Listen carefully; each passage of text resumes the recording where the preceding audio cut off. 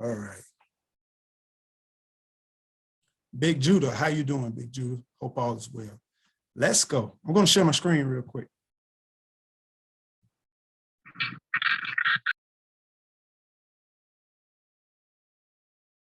Can you all see my screen? We good? Thumbs up. Yes, you can see it.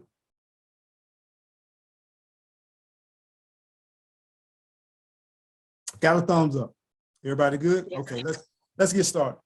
So here you are, as I stated before. You're not here for no reason, right? And there's a systemic problem where we're watching. They determine that the dollar is definitely changing, right? But one thing that does not change is Earth, this planet. It's predominantly water, right? But natural, and I'm not talking about just buying land, but I want you to get your mind in the mindset of anything that man can't create, that they have to, the organic pieces of this earth, whether that's wood, whether it's precious metals, whether it's dirt, it is valuable.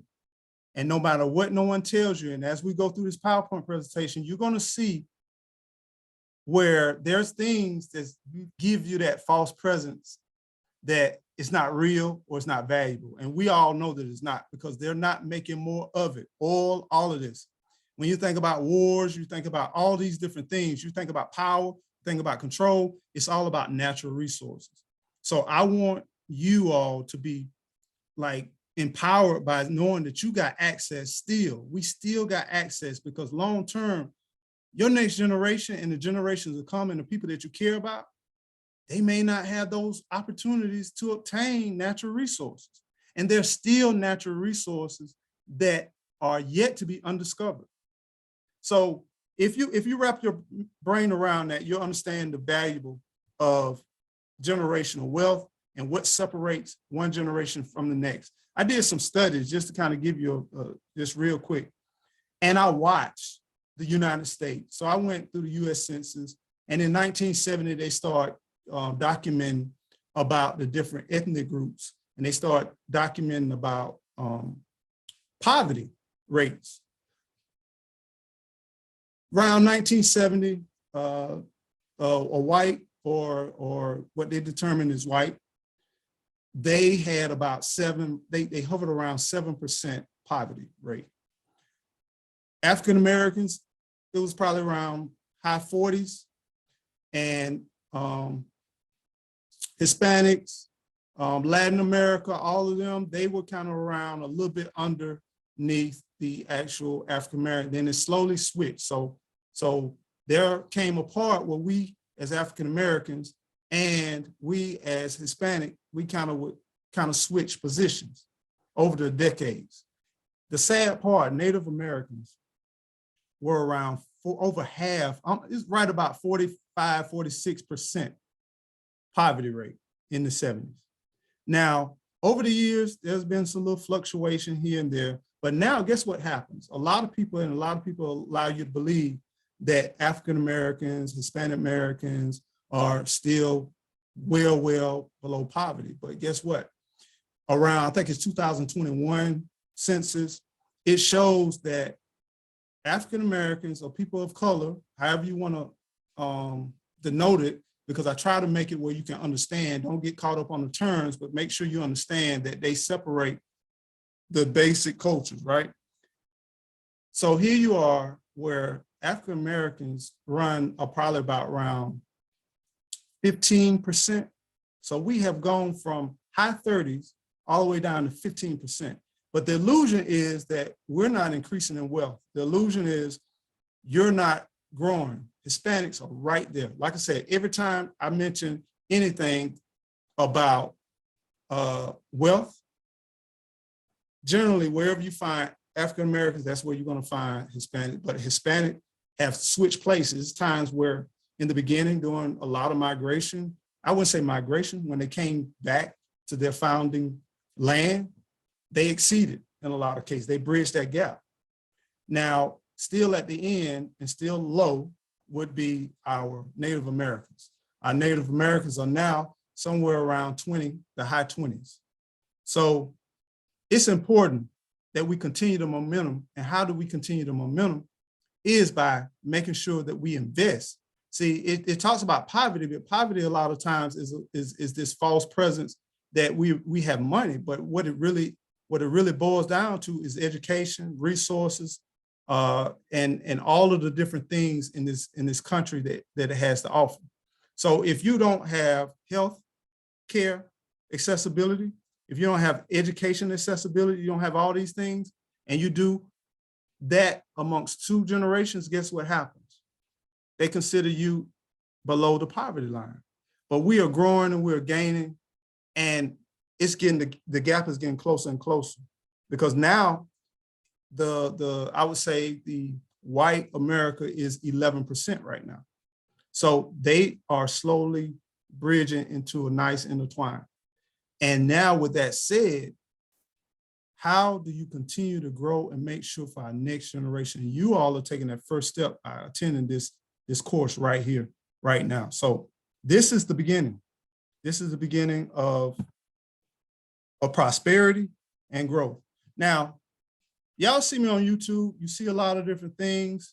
And I don't want to put it on YouTube, but I want to put it on a more intimate setting about who I am, because how do I trust? How do I know this could be a clown just playing around on YouTube? I just want to share some intimate pieces with me, just to let you know I'm a human. My name is Truly Robert, and I am a licensed insurance agent, Florida licensed insurance agent. I am a father, I'm a husband. I'm now a grandfather, as y'all can see. I'm a landowner. I've owned multiple pieces of property. I do reside in the state of Florida.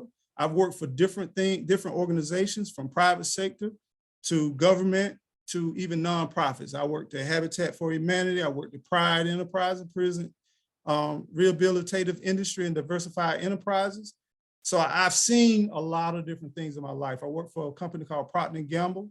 I worked for Pfizer Pharmaceuticals, Genesis Healthcare. So I've been a hustler all my life, but not including an entrepreneur. Ever since I was 13, I started my first business when I was 13, pushing yards to buy a 1978 Cutlass Supreme, y'all, a 1978 Cutlass Supreme, and I bought it cash. And that began the process of empowerment. And with that said, now you know who I am.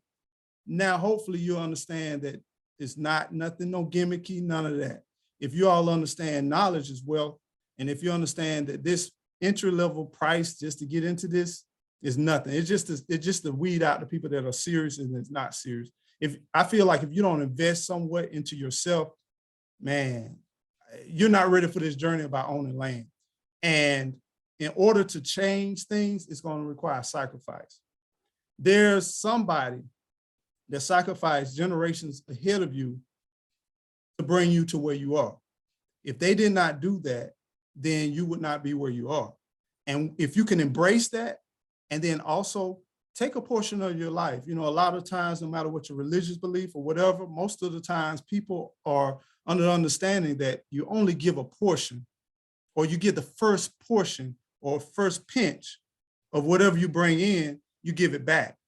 But what about you done did everything you can do except lick lightning? What are you gonna do at the end of the day? It reminds me of a book of life that said Methuselah. He was the oldest man. He basically lived 900 and some odd years, and then he died.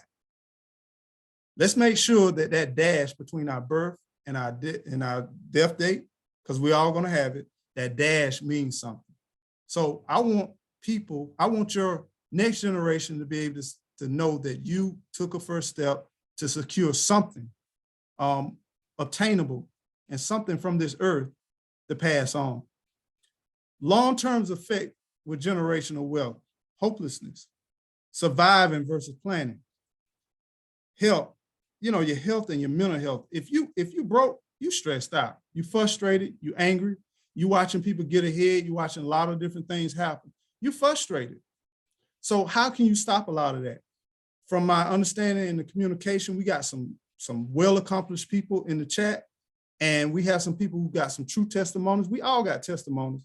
And we have people, most of the people that's in this chat, from the poll that I've taken, they have been an entrepreneur and they are homeowners. and they just want to take it to that next level. So let's talk about the agenda today. We're going to talk about planning, where to start, the financial piece. We're going to talk about some of the risks. We're going to do some risk mitigation, and then we're going to do some additional costs, okay? Any questions? Any questions? Y'all, please feel free. I'll mute myself and let you ask your question. Do we have any questions?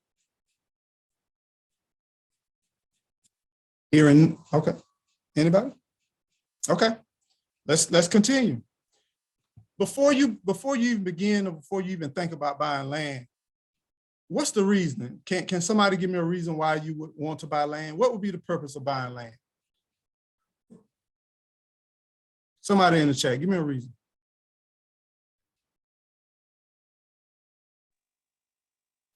You want to have resources for yourself outside of the city. You don't want to live close in proximity to other people. You just want your own peace of mind. So it sounds like, was that one? Because I got the full screen, I can't see everybody. And just if you can, just acknowledge yourself so I know who's speaking. Yes. Okay, so I got investment. Gotcha. You remember the Cutlets? That's what's up. All right, so it sounds like, one, you're searching for a utopia. You're searching for a place of peace. You're looking for some room. And it sounds like through your experiences, you don't really feel free. Now, some people choose to leave the country. Some people choose to go to and travel the world and not have a designated location. But it starts in your mind. The grave is the richest place on earth because most people die with ideas and dreams, and they take them with them. So the big picture, you should take a look and say, what do I want to create? And you can only establish what is freedom, enough space. No one can dictate that. We own 20 acres, right? That's not enough space. Sometimes it's not what we want to grow on, not what we need, but we understand in order to get your true freedom, sometimes you want to be 20 acres back. But 1 acre can be enough for some people. One loft or one balcony can be enough for some people. I was born in Okinawa, Japan, right? And I've seen in photograph, even in the 70s, where people lived in these little, what we would call little tombstones because of population, right? And just for them to just get their own condo or their own loft, that's a sense of peace, that's a sense of freedom. So first, it starts right here in your mindset. And you got to plan what you're looking for, because this is going to help you on your journey. If you don't start with your mindset and knowing what you're looking for, knowing what you can do, and that sustainability, that piece of sustainability, as you said, then that's one piece. Now, I noticed Ms. Pierce says investment. That, I'm glad you brought it up.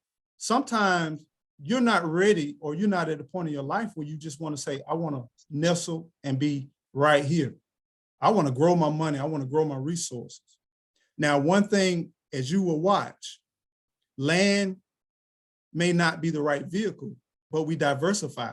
We have some people do crypto. We got some people do investments. We got some people do precious metals. Some people do invest in other businesses. Some people invest in people, concepts, ideas, inventions, patents. So diversify. Land is just one piece of investing. It's just one facet. And you got short-term investments with property as well as long-term.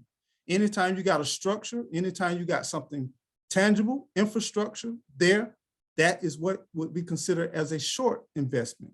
Anytime you're looking at raw land, undeveloped, untapped land, that is most cases, not all, but in most cases, that is considered a long-term investment. So I'm glad you're wrapping your brain around the holistic picture. Now, your big picture should include the necessity, the function, and the timeline. You got to set some goals, and you got to be realistic about what you want to do and how you want to get there. Remember, this whole process is not a sprint. Always have your mind around it. This is a marathon. And you will hear me say time and time throughout this thing, location, location, location, location. You cannot be afraid of debt. You cannot be afraid of if you don't have the resources, you don't have the finance. If you debating, you're getting ready to buy a house or buy a piece of property, and you're thinking, man, that's tight, but this is affordable.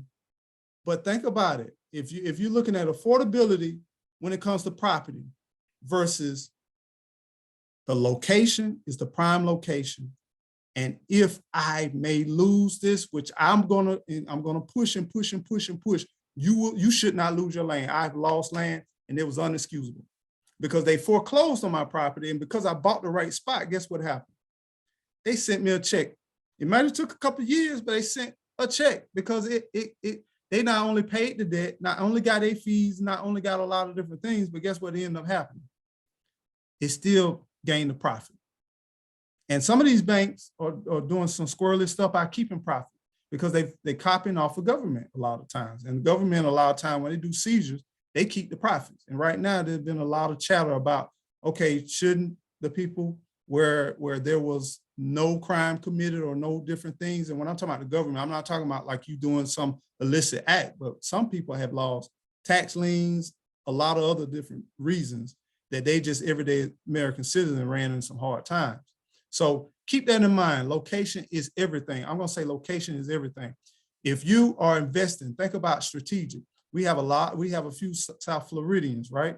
If you South Floridian and you want to invest in some nice prime land, as stated, maybe in Gainesville or maybe around Tallahassee, and you find in your findings that investing in that land, you might need some more capital. So why not take an investment on a developing area that you're not even planning on staying, you're not planning on being there for a long time, whether you rent it out or whether you, long as you can secure it, you might sit on it maybe a year or so, and those financial gains may be able to take you to get to your destination. Because remember, this is a marathon. This does not happen overnight. Even if I had $1 million and could build that and develop that 20 acres, it's still a waiting process. You're going to notice as we go ahead. Any questions? Any comments? Y'all gonna be quiet today. Okay. So remember, this is what you make it. Property search. There's a lot of tools out there to do property search. Big Judah. Oh, we collect. Okay, all right, gotcha. So there's a lot of opportunities for product search. My advice is know what you want, do your research on that property before you start engaging with a realtor. Before, I do want you to engage either with a real estate attorney or a realtor. I would advise that, but know that this is something you want, and you can do a lot of research without involving them at that point. It's almost like imagine walking to a car lot and you know what color, what amenities, what options, you know the fuel, you know the type of engine, you know what size tires, you know everything you want in this car.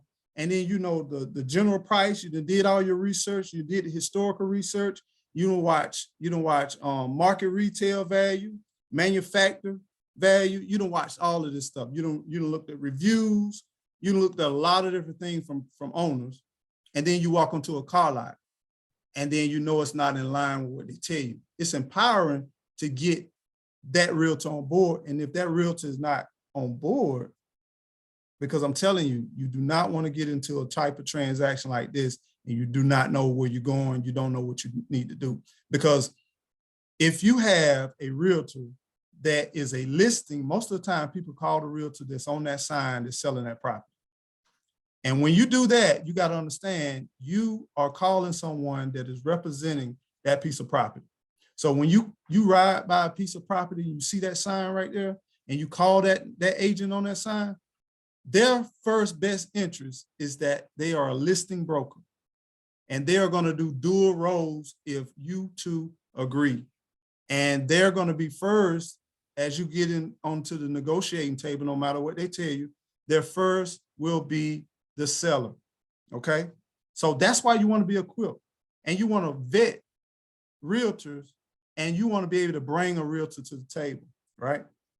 So just keep in mind, do your research, do your tools.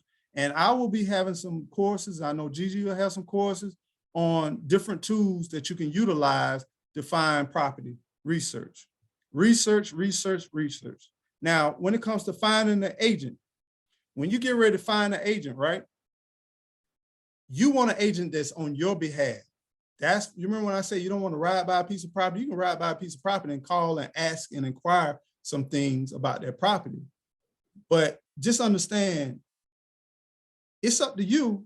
But my advice is get your own realtor that you have vetted, that you want to interact with, that's going to have your best interest. Because when you have your own, we got to clap, we got applause from a previous Florida realtor. Stephanie worked in real estate, and she was a realtor for quite some time in the state of Florida. So just remember, you want to find the right agent. And it always deal with, do I trust you? Would you provide me the information? Are you patient to answer my questions? Have some questions from them. Test your realtor. If your realtor is not showing you all the properties, when you bring them a property, they show you 50 million other properties. That's one of them signs that they're trying to sell you versus trying to help you and trying to be on your side. So pay attention to the signs. Popularity with realtors means nothing. Means nothing. It's about you and them having your best interest. You can probably walk around with a novice realtor, which I wouldn't advise either, but they will have your best interest in a lot of cases over another one. Let's transition to finance, okay? Finance, and a lot of people talk about finance.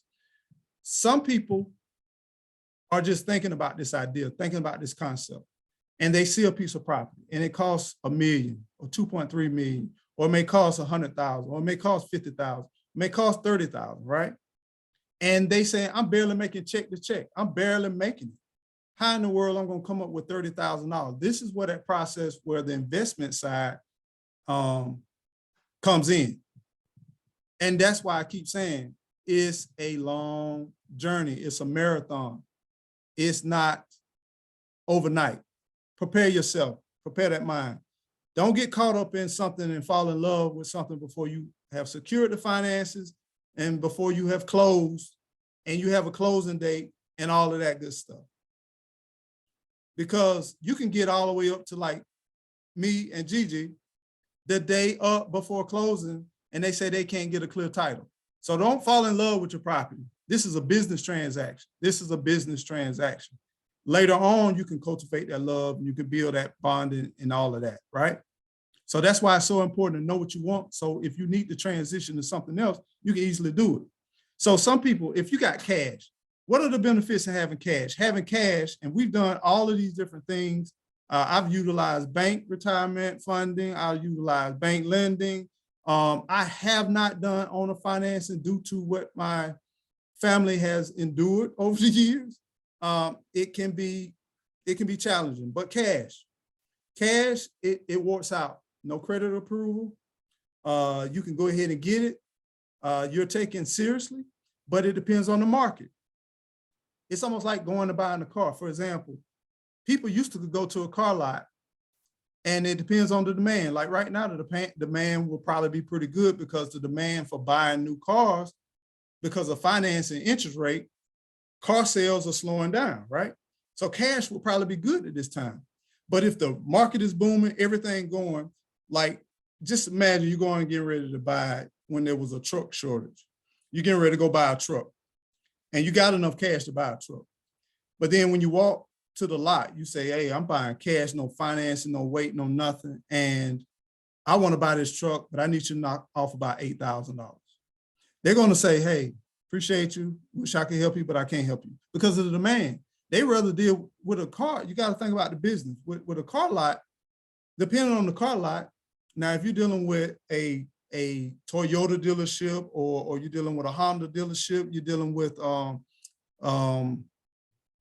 main manufacturer dealership, they are in the financial industry. They're really, it's almost like, we got this product, but we really there to finance you. It's almost like a banking piece. So here's the trinket, but we're really in the business for finance, right? Because that's where we make our money on the back end. So a person with cash, all they have is that money.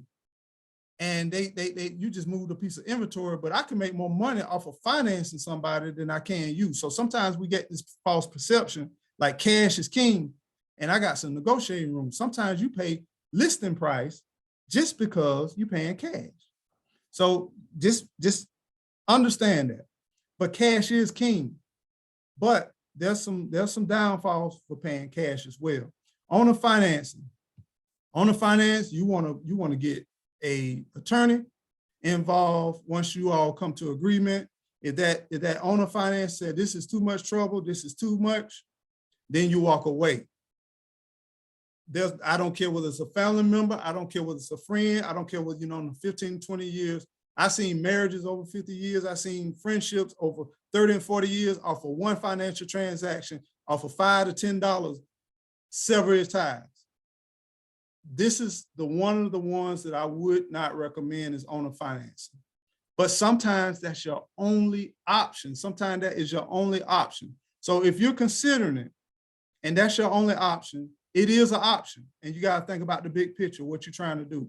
Typically, you're going to have a large down payment. You're going to also have short term. So it may be like, I finance it for a down payment. Just say the property costs $100,000.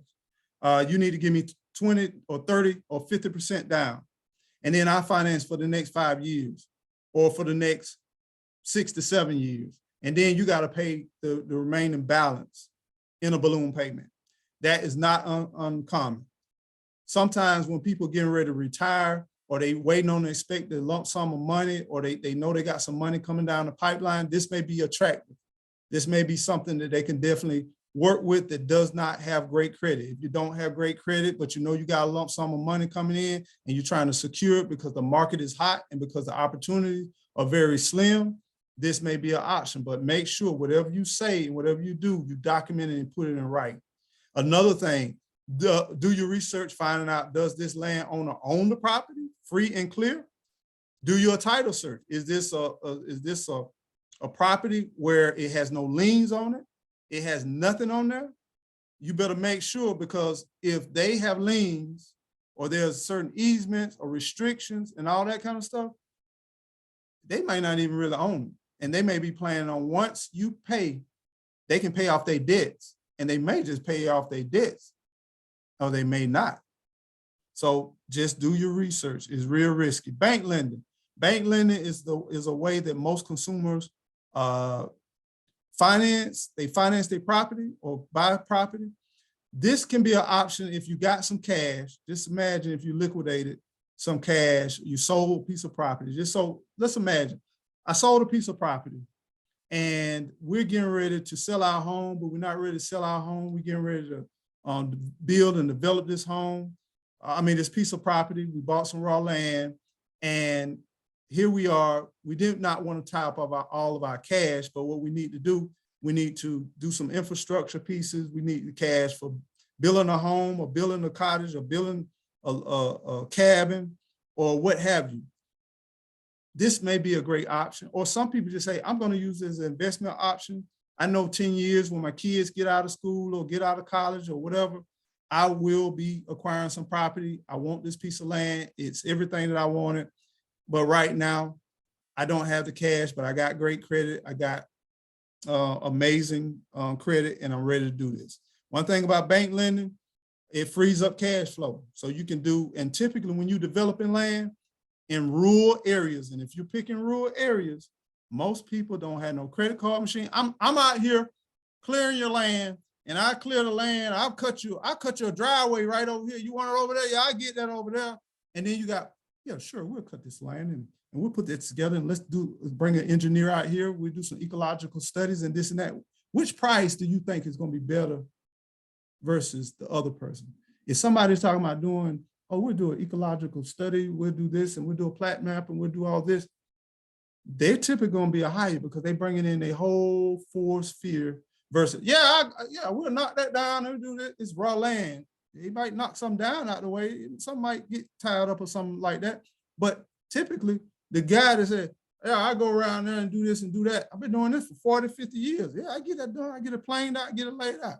And say both of them are equally talented, right?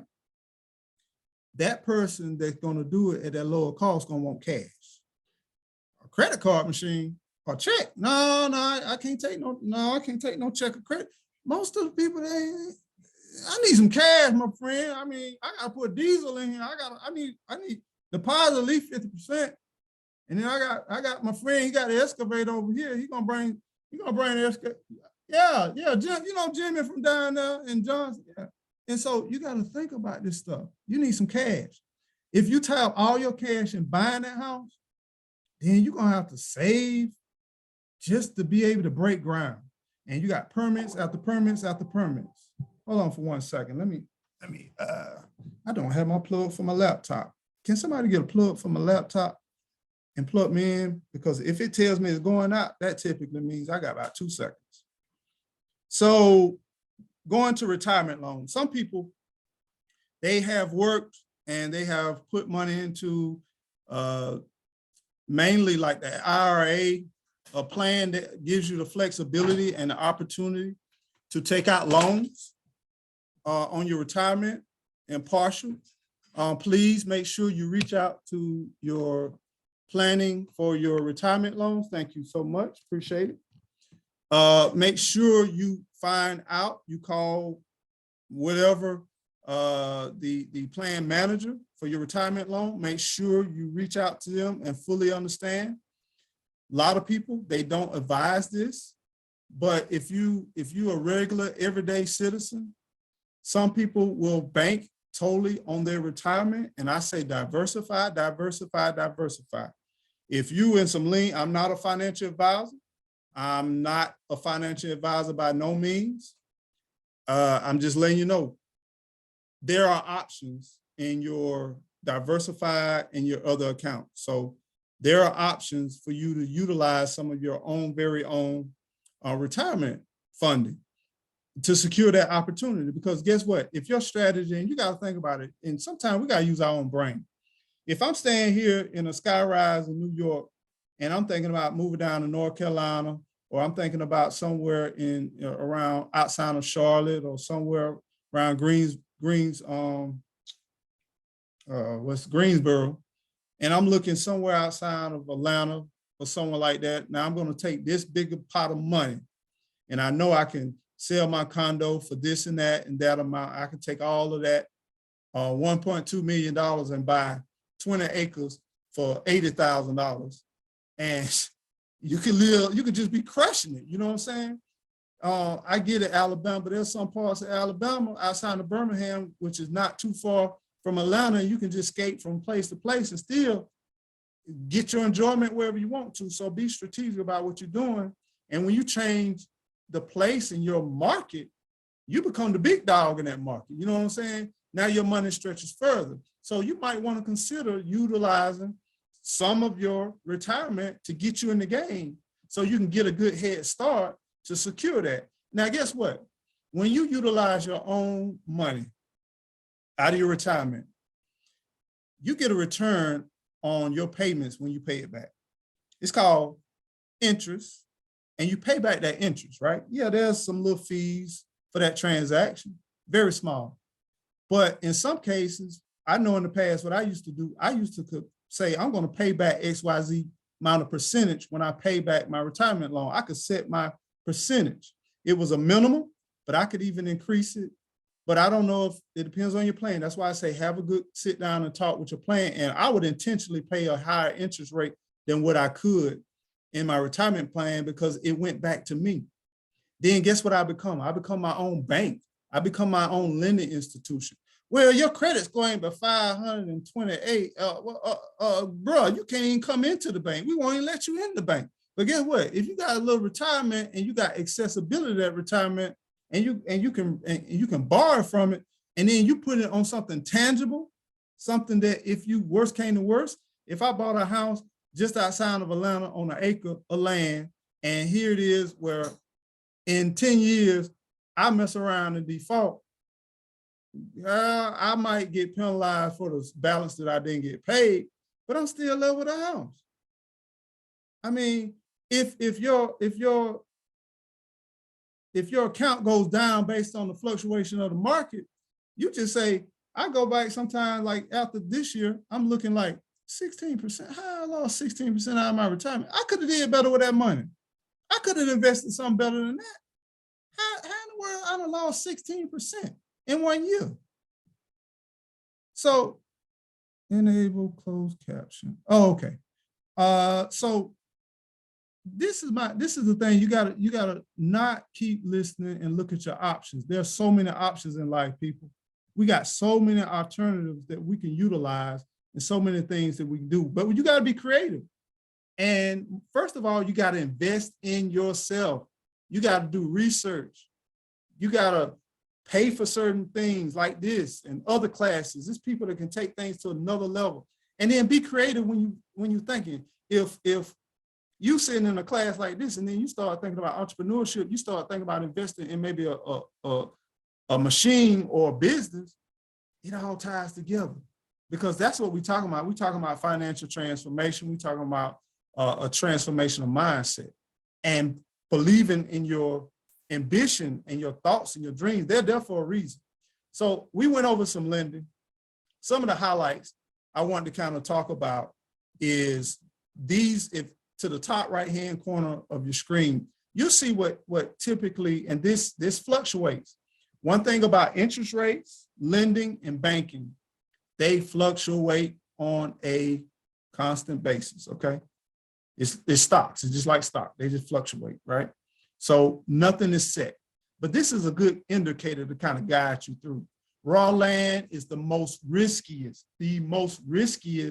investment to a bank. Think about that. It seems like raw land should be a shoo-in. You mean to tell me I got a house and I could put 3.5% FHA down on a house, and there's sitting here that could be tore up, that can be damaged.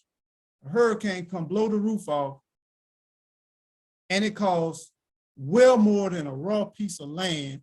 And after that hurricane, you know the funny thing, every time I see a tornado, we just had some tornadoes come through and everything. They ripped out the roofs, they ripped off the sheds, everything. You know what's there? The land. Have you ever thought about it? Even after it floods and the water recedes, what's there? It's the land. How is that a risk?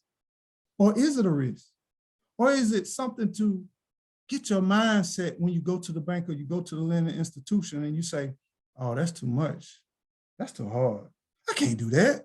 Oh man, they want 20% down? They want 30% down? I give up. I can't come up. No, stop. You may want to buy a small shack. You may want to rent that small shack out because you know that they're getting ready to build or widen the road or do whatever. If they widen the road, I don't advise you to buy that property because then you can deal with eminent domain. Be careful. But there may be some development in the area that you kind of know about. You kind of foresee the growth. You've been around for a little while. You've seen that, okay, this city is kind of booming. I don't want to stay here, but I just want to buy it for maybe 5 years or 6 years. And guess what? In 5, 6 years, especially if you're looking in the state of Florida, I mean, okay. So state of Florida has roughly 38 million acres. We're talking about land, right? Out of the 38 million acres that the state of Florida has, about 28 or 26% belongs to government, right? Out of the total land, about 17% of that land is wetland.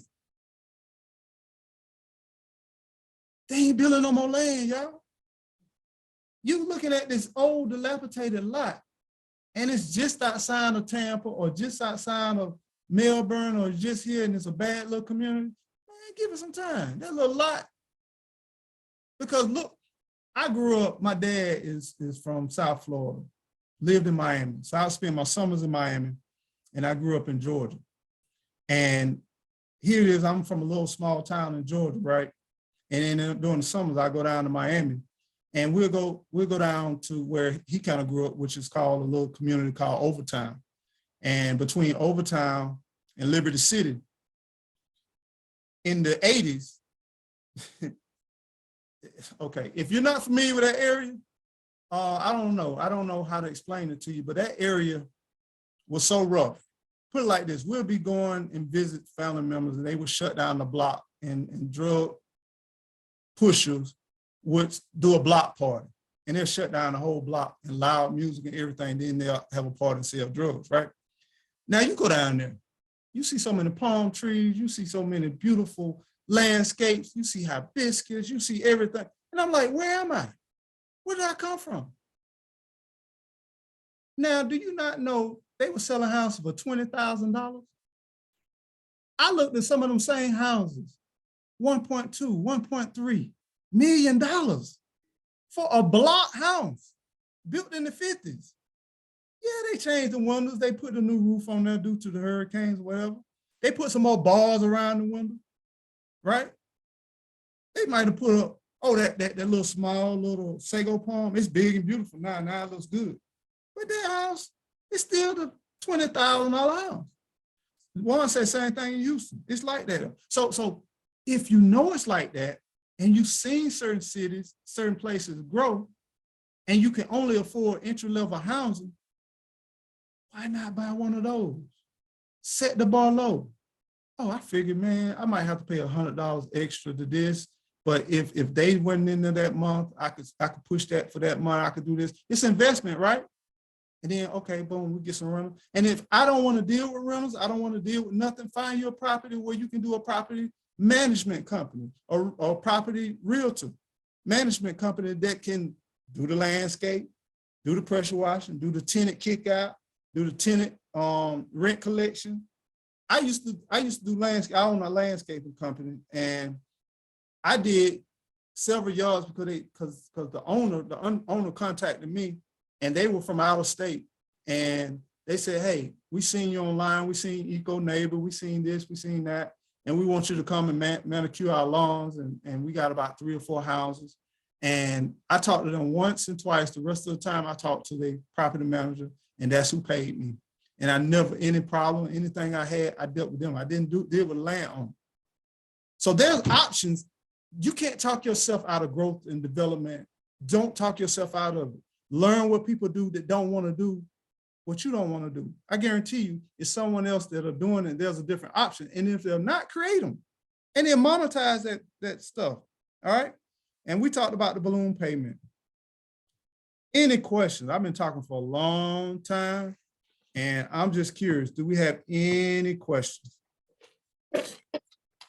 I did have one quick question, just around the property search and liens. Is that best to just be done by a lawyer, or is there a way that I can by myself search a lien on a possible property I'm interested in? Yeah. This is the beautiful thing. A lot of people, they shun technology, but the beautiful thing, we have our bottoms exposed. Right now, if you want to see what my back of my tattoo look like, you can probably find on the internet, right? So the internet has a lot of different resources. You can first go to the county website. You can locate the city or locate wherever county.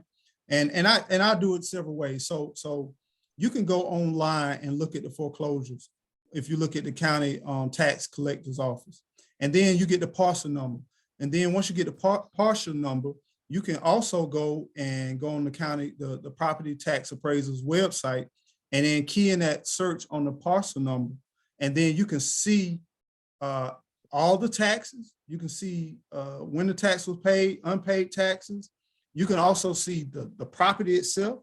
You can also see the land. You can see if there's any type of easements. You can click on the map. The map will show you a photograph of the property. It'll show you a photograph of the land. You can do a lot of remote research.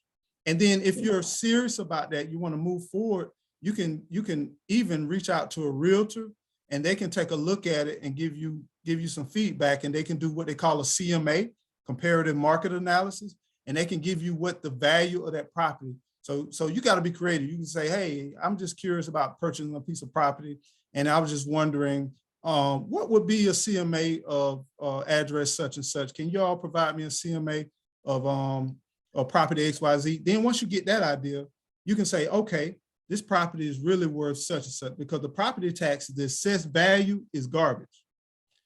You can't go by that. It's always far, far lower than really, in most cases, not all, let me say not all, but in most cases, the property assessor value of that property is less than the true market value.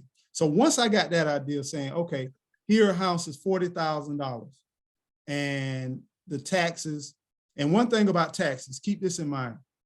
The owner has 3 years in the state of Florida. They have 3 years to be delinquent. So just say I own this piece of property and I didn't pay my tax for whatever reason, year one. It goes up for auction for the tax. They put a tax lien on there, that tax lien going up for auction. So they got different people. So you can come in and say, all I do is flip liens. So just say Stephanie comes in year one, and it used to be on the steps of the courthouse, but now you can do a lot of stuff digital, but typically it's still, some of that stuff is still in person, but now they have ways they don't have to do it in person. But they go and they put a bid in and say the taxes was $200. So here it is, $200, and Stephanie bids the lowest bidder for the interest on that $200, they win that tax lien. So Stephanie now owns it, and she won at 3%. So 3% on $200 is what, $60. So now that owner, me, I would have to pay to get current $260. And then now that 260, that lien is released. But if I don't pay that 260, Stephanie has first rights to that property. So year two, I don't pay. Year two, I don't pay. And just say taxes went up to $300. So Stephanie can come in and bid and win that one. Now she got 2 tax liens on that property, right? Now with her having 2 tax liens, the owner got to pay Stephanie for the total amount in order to keep that property, plus that 3rd year, whichever the tax. If they choose not to do that, Stephanie can come in and pay year 3 and own that property.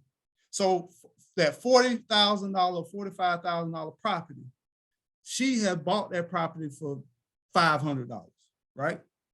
So here it is, now she owns that property for $500. Now let's do another scenario. Stephanie comes in first, just say Tricia will come in second, right?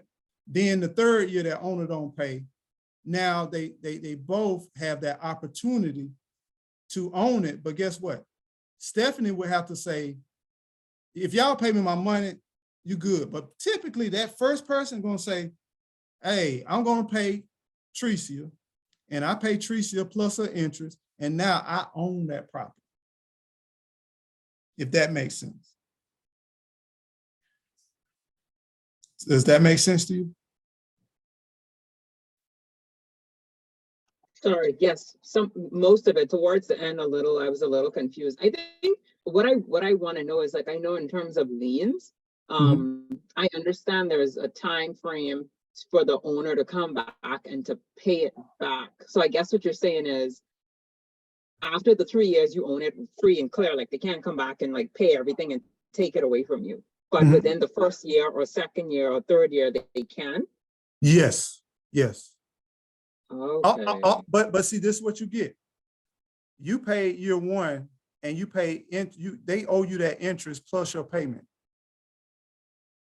So in a lot of ways, it's a win-win. It's a lot of ways it's a win-win. The only problem is, if you tie up your money for 3 years and you only get 3%, it's give and take. Nothing comes for free. You know what I'm saying? So could you done better with that money? Some people, they blow their money. No, so they know their lifestyle. They know what they'll do. They say they'll put their money in that, and they might get a chance in actually securing that. You follow what I'm saying? So it really depends on how you want to view it. Yeah. It's opportunity, but typically the people that are very successful with that. So just imagine, and that's the thing, when you look at news, you're going to look at it from a different angle. When you look at different information, say there's a city, all of us can think of a city in media, whether it's up north, no one wants none of this property. No one wants to build, it's all dilapidated. We got communities, whether it's in New York, DC, wherever. No one wants it. So no one bids for 2 or 3 years on this stuff. And it's like easy peasy. Then once you get it, you got this property, but it depends on the property. If it's right there on the cusp of regentrification, and you know it's right there on the crust, and you get these properties, you might get 2 or 3 or 4 or 5 properties, and you say, I got this because it got to expand. The city is growing, it's got to expand, and I get these 2 or 3 properties for a few $1,000s. This is worth my investment because either I can sell the raw land, do nothing with it, or I could build me an apartment complex, or I could offer it and transition to commercial property. It's so many different options. So there are win-wins, and it can be a great long-term investment. But most people that are very successful, if they are in a rural area, or if it's in a very bad area where people really just, they're not investing in that community. So in news, people, real estate investors, they be like, Portland, Oregon, Chicago. You know what I'm saying? Chicago, I know it can't be like that forever.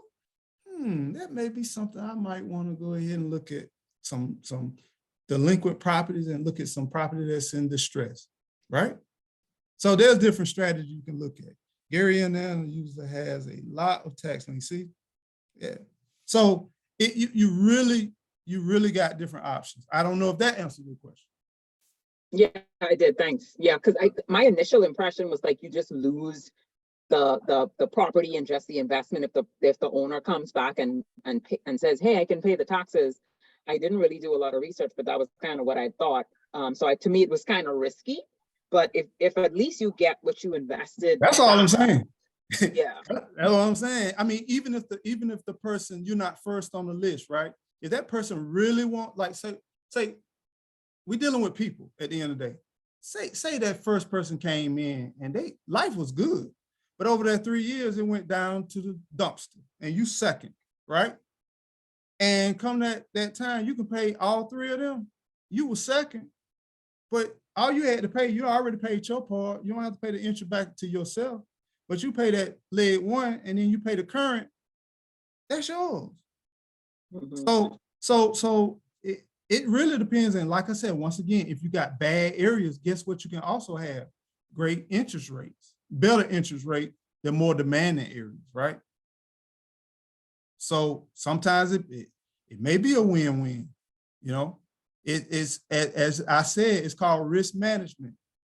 There's no insurance. Imagine insurance. Insurance is willing to pay willing to pay your family $1 million for if you pass for 10 years. So you buy a 10-year policy, and you got for 10 years. If you don't die, I get to keep all your money. Because we're talking about term insurance, right? So for 10 years, if you don't die, I keep all your money.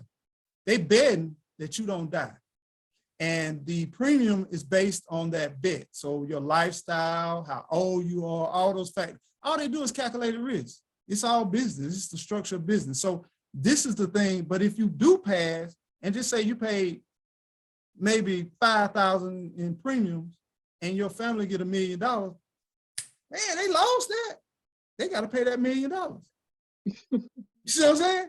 But guess what? Yeah. One thing you won't see insurance companies, you'll see some banks become insolvent. You see a lot of other stuff, but you watch these insurance companies. They got the biggest offices downtown. They sustain the community. They got property.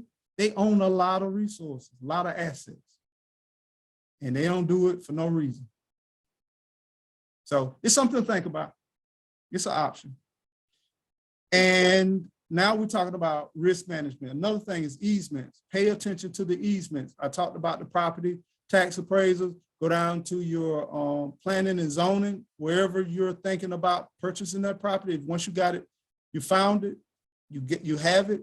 Think about, make sure you do your research to find out, is there planning for any kind of community development, any type of, it could be a chemical plant coming up over there. That's the reason why that stuff's selling at a good price. It could be a lot of different things going on, or they could be laying down some pipe. That don't sound right. They could be putting a pipeline down across, and it may come through that property, right? So think about those things, or the property may already have something or some infrastructure that's not there. If you're looking, as Warren said, I'm looking for a place where I can be free. I don't have to be close to people. Know the non-trespassing rules. I'm sorry. I know. Know the rules about protecting your land. Know how that county, pay attention to the news and pay attention to who's in charge. Learn the government. I'm going to say it once. I'm going to say it twice. Do your research. Location. Some people say, I'm thinking about bringing in some cows, some horses. I want to be self-sustained, do this. Is it zone? Is it zone agriculture? Is it zone residential? Is it zone commercial? You can't do what you're trying to do. And you may look at that, and you may look at your neighbors all the way around you. You be thinking, I'm good. Look at this person. Look at that person. I remember buying a piece of property one time, and I was just going to put a manufactured home on there, and I was going to, because get it low-hanging fruit, something I could either rent or live in myself at a low cost. The location was pretty good as far as accessibility. But guess what? I went down to planning and zoning, and guess what they said? Well, they redistricted, and due to the redistricting, yeah, those mobile homes are there, but you got to have at least, I think it was like 4 or 5 mobile homes within a 3-mile radius, and it was like 2 right down the street from it, but it was 1 short, and they already knew when they did that. So just pay attention, make sure you can do what you need to do. Look at the land topography. Imagine that land without, if it's full of trees, if it's full of debris. Know if there's a ditch or any type of water feature or anything like that. Do your research. I know it may be a great location, great price, but pay attention. Easements. Some people, I've seen people who bought, well, I know one person who bought a piece of property. It looked good, it looked great, but there was some mounds that they found on the back of the property. And it was some type of turpentine and chemical treatment of some wood where they did the pressure treat. And they've been doing that for decades. And that land was deemed by the EPA unbuildable, and they had a lien against that property for them to do a cleanup. Could no one inhabit that land? But these people bought this land not knowing that. The woods had grown up, everything grown up, and they bought their land. And then once they got the clearing and this and that, they tried to get permits. They couldn't even get a permit. And now they bought this land and they can't do nothing with it. They can't, everybody in the community know. Talk to the people in the community about that land if you're thinking about it. Fine, go down to the local, if it's rural, go down to the local hardware store. Go down to where they hang out over at Hardee's. Yeah, you doing? You new around here? Yeah, I'm new around here. I'm just thinking. Word of mouth is pretty strong too. It can give you some questions to ask. Think about the foundation. Is it a sandy soil? If you're thinking in Florida, pay attention to your foundation. Yeah, you want to do some soil tests. You want to do a lot of different things, because you might have this idea about this house, but it might need a certain foundation. And was that something that should have been caught in the lien search? The lien search? These people own this property. It's been family property for a while, but I don't know whether it was a grandfather or somebody, they own that land for generations. And some of the heirs or some of the people that had passed, they trying to sell the land. And they got the land and they couldn't sell the land. They've been trying to sell that land for years. And that the buyers, they was watching. And they said, yeah, I've been watching that land. Ain't nobody buying that land. They were looking up in an optimistic manner, but then they didn't live in that area, but they would go through passing when they travel and always notice it and say, man, we're gonna put in a lowball offer, and they got accepted.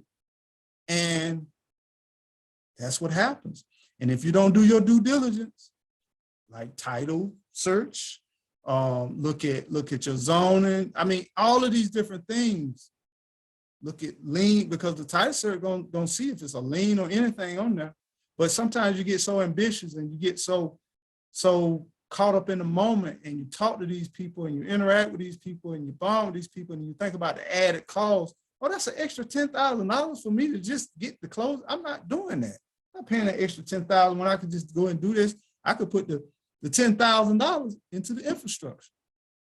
Don't be in a hurry. Don't be in a hurry. It's land. It's going somewhere, but it's not going as fast in certain areas. All right. How am I doing on time? I think I am. Oh yeah, I'm getting close. Okay. So this leaves room for us in essence. This is a small scratch. I do plan on having some continued workshops because we want to dig a little bit deeper. And I realize we really can't dig as deep as we really want to, because it's a lot of information in every single thing that we have discussed. But of course, we can only obtain so much information. Now, for those of you all who says, okay, I kind of knew this was kind of basic, that's fine. I will go deeper into other subjects as well. But even if it stimulates a thought or something you forgot about or a reminder, it's beneficial regardless. So this is information I'm hoping that it can get you to see. I'm hoping that it can get you to just kind of engage and have some thoughts. It's not to scare you, but it's to prepare you. Knowledge is not to scare you, but it's prepare you. If you know this man is known to be in the card game and he's known if he lose to kill you or to pull out a knife, then you don't come sitting there playing a card game and then you know he on the other table with a knife and you ain't got something to defend yourself. It's fine. You know you can beat the socks off of him, but you need to take care of yourself. You need to take care of yourself. You need to be prepared. So it is obtainable.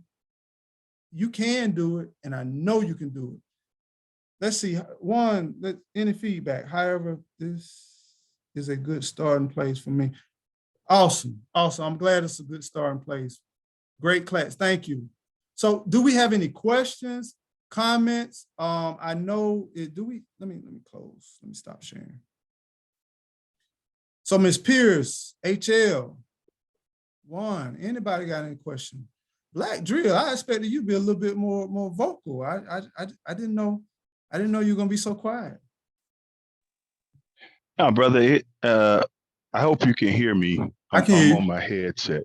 You're good. I didn't want to come in here and and run my mouth. I wanted to allow everybody to the benefit of your experience and your knowledge, which I greatly appreciate. And I'll be attending further workshops. My situation is a little bit different, maybe, because I'm maybe a little bit older than most. I'm 65 years old. And why I'm into land it's not just for me, it's for the generations behind me. And historically, we as the melanated community, my parents were born in a small town in Georgia called Millen, Georgia. My mama came out of Black Bottom, and my daddy, is came from the same place, and they worked their asses off for decades, and they were the traditional husband and wife. They bought a small house, which my dad paid off. He was blessed to have gotten a job in the aviation industry, which later trickled down to me. But he was able to do some things. My mother's 96. That's the reason why I'm not in Africa. And that's another side of my story. But we're here for my mom. She's 96 and she needs us. She has 2 homes, but that's the traditional way that we went. No real will. So a lot of chaos to ensue after she passes away. I'm already preparing for it. And but what I decided to do, because I have a wife who's much younger than I am, I have 5 grandchildren, and I have 2 sons who we don't always see eye to eye. But what I've learned after living in 6 different countries on this planet, being involved with multiple different cultures, owning homes in the Netherlands and the United States, and I have property now in Rwanda and business, is that we need to prepare ourselves for what is coming for us. If we open our eyes and our ears, we take the cotton out of our ears, put it in our mouths, take the dark shades off and take a look. We must make moves that are going to secure us and our generations after. And land is probably the best way to get that ball rolling. So, brother, I appreciate it, man. I appreciate your videos on YouTube. I appreciate the workshops I will be attending. And everybody who's here, my wife and I just recently bought 6 acres of beautiful land up in East Tennessee. But I'm looking for more because my goal is to have 20 plus acres of land to be able to develop it, but have that as a safe haven for my family if they're in need. Because I don't want to see my family out here roaming the street or riding a bicycle up and down the road. And this is unnecessary, you know. So I work for the government. I'm going to continue to work as long as mama lives, but I'm going to use those resources from this GS 14 step 7 position I have. That's public record. You can see how much that is in South Florida. And I'm going to use that money to create generational wealth for my family. And so thank you, brother, for allowing me to speak. I appreciate it. Man, you said, much respect. And I'm loving it. This is what it's all about, y'all. This is what, and he's living proof. I mean, you talking about Millen, man, when I tell you ain't nothing there. Country Wayne, he's from there, but yeah. I was traveling, I got real sick. That's why I won't never forget right there in Millen. I'll never forget that small hospital that was there. I felt like it saved my life, but yeah, thank you so much. Much respect. I see something else. Someone asked if neither one wants to sell on that tax lien. One thing about tax liens is not about you wanting to sell. What you have done, you have acquired first rights to that land if you're the first one to win. The second person has acquired second rights. So the third person comes in and say, I'm going to pay for the taxes. They have that first option. They have first option to pay for it. If they say neither one of us wants to pay for that land, that third person can come in and pay both of them and acquire that land, or that land goes up to auction. And then once the land go up to auction, I'm not sure why would nobody want to, but just in case no one would want to, it goes up for auction. And once it goes up for auction, it's penny on the dollar too if it goes up for auction in most cases, unless it's a well sought out piece of land, then they will get paid what they have invested plus interest. So that's kind of how it goes, okay? Let's see, you said a lot, I can listen to you. Yeah, man, Big Drill, he's not, yeah, seriously. Brother, excuse me, I forgot, Yes, there's one other thing yes, I sir. wanted to just share it with everyone. When I purchased that, my wife and I purchased those 6 acres. The young man who helped us through that process, he turned me on to some applications that you can put on your phone or your tablet or whatever. And one of them is called Land Glide, LandGlide. Excellent app, because with that app, you can put in a street address, GPS coordinates, or whatever, and it will give you a map of the area, including who owns the property, with links to the county property appraiser and so on and so forth. It's an excellent tool. So I forgot to say it earlier. Yeah, Thank you. no, thank you. And like you said, it has that integrated location. So even if you pull up to a piece of lot, it can give you all that information. I mean, that's excellent. You absolutely beautiful. That's why I say we in technology age now. We just got to use it more than just. I love YouTube. I love on social media. I love that. But we got to divide up some of our time and diversify. And just if you obtain or learn something new, it was worth the time. It was worth the effort. Okay. Thank you so much for sacrificing your time. Let me see. Do we have anything? Any other comments, Ms. Pierce, HL? Let's see, Big Judah. We got Tricia. Let's see. Thanks for sharing. Much respect. Yeah. I'm just trying to make sure before we close out. I just had I guess, a final comment.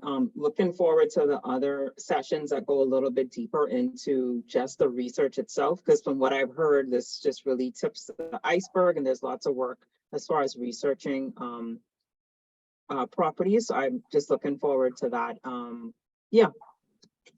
Well, Thank you. we, Really we, enjoy the videos on YouTube, especially the realness of what y'all are showing. appreciate that. Thank you so much. We're gonna keep on pushing on, and that's what it's all about. We want to truly, you know, whether we like it or not, people like entertainment, but at the same time, y'all, we got to grow at the same time. You know, it's playtime is passed over, and we have business to do, and we got to unite in what we're doing, and it sounds like we have like minds. So we got to push forward, and don't let just this be the end of the conversation. So let's move forward. And thank you so much for your time, because you have invested in yourself and you have invested in the generations to come. And just a message from your next generation. Thank you. Thank you for what you do. All right, y'all be blessed. Take care. And you will have my email. And I'm not going to bombard you, but I will give you updates, letting you know what's going to happen, what upcoming classes. And I will from time to time share with you some nuances and some things that as I get it, because I am developing a newsletter to probably come out, maybe start out quarterly, and then we'll build from there. So if you don't want it, you don't like it, shoot me an email. Hey, I done been told no too many times in my life, so it's all good. Y'all be blessed and take care, okay?